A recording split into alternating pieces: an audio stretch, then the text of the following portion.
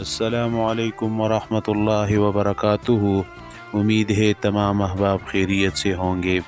آج کا واقعہ تکبر، نیکی اور علم کو ضائع کرنے کے بارے میں ہے۔ مروی ہے کہ بنی اسرائیل میں ایک آدمی تھا جسے کثرت فساد کی وجہ سے اوباش کہا جاتا تھا۔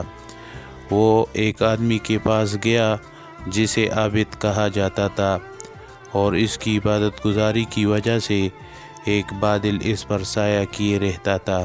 جب اوباش آدمی کا گزر اس عابد کے پاس سے ہوا تو اس نے دل میں کہا، میں ایک عیاش آدمی ہوں اور یہ آدمی عبادت گزار ہے، اگر میں اس کے ساتھ بیٹھ جاؤں تو شاید اللہ تعالیٰ مجھ پر رحم فرمائے۔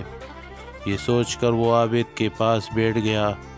عابد نے دل میں سوچا کہ میں بنی اسرائیل میں بڑا عبادت گزار ہوں اور یہ بنی اسرائیل کا عیاش اور بد کردار آدمی ہے، یہ میرے ساتھ کیسے بیٹھ سکتا ہے؟ تو اس نے ناک چڑھا کر کہا، اٹھو یہاں سے۔ اس پر اللہ تعالیٰ نے اس وقت کے نبی پر وحی نازل فرمائی کہ ان دونوں سے کہو وہ نئے سرے سے عمل شروع کرے کہ میں نے اوباش کو بخش دیا اور عبادت گزار کے اعمال کو ضائع کر دیا۔ ایک دوسری روایت میں ہے کہ اس کے بعد بادل کا ٹکڑا عابد سے ہٹ کر اوباش کے سر پر چلا گیا۔ تو میرے پیارے بھائی اور دوستو، کبھی بھی کسی مسلمان سے خود کو افضل اور بہتر مت سمجھو۔ کیا پتہ اللہ کو محبوب کون ہے؟